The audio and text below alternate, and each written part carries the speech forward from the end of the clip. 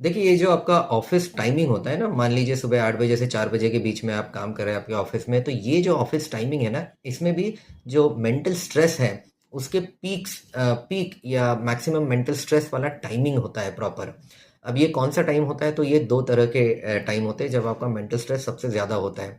पहला, जस्ट आपके लंच के पहले का जो 1 डेढ़ घंटा या 2 घंटे का टाइम है वो, और दूसरा आपके छुट्टी से होने से 1-2 घंटे पहले का जो टाइम ड्यूरेशन है वो। इन 2 पॉइंट्स पर आपका दिमागी स्ट्रेस सबसे ज़्यादा रहता है आपके ऑफ़िस आवर्स में। अब इसके लिए फिर अपना मेंटल स्ट्रेस ज़्यादा ना बढ़े, इसके लिए आप क्या कर सकते हैं, तो ये जो मेंटल स्ट्रेस के पीक वाला जो टाइम है, वहाँ पर आप कोई भी ऐसा काम मत रखिए जो बहुत ज़्यादा स्ट्रेसफुल हो या बहुत ज़्यादा कॉम्प्लिकेटेड हो। वो कुछ आपका रिटर्न वर्क हो सकता है, कंप्यूटर का वर्क हो सकता है, या इवन कोई स्ट्रेसफुल मीटिंग हो सकती है। इन सब तरह की स्ट्रेसफुल चीज़ों को आपका मेंटल स्ट्रेस का पीक वाला जो टाइम है, यानी कि जस्ट आपके लंच के पहले और जस्ट आपकी छुट्टी से पहले वाला जो टाइम है ना, उस टाइम पर आप इसको मत रखिए।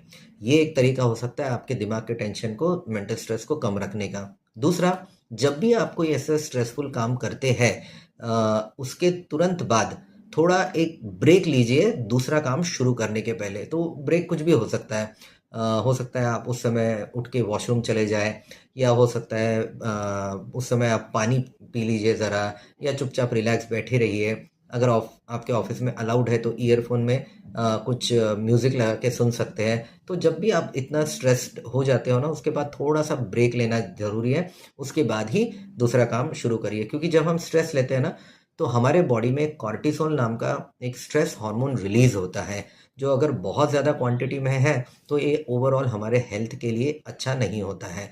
और इसीलिए अपना जो स्ट्रेस लेवल है, उसको मैनेज करने के लिए पहली बात तो स्ट्रेस के पीक टाइम्स में कोई भी ज़्यादा भारी काम मत करिए, और दूसरा, जब कभी आप ऐसे कॉम्प्लिकेटेड काम करते हैं उसके बाद में एक छोटा सा ब्रेक ज़रूर लीजिए।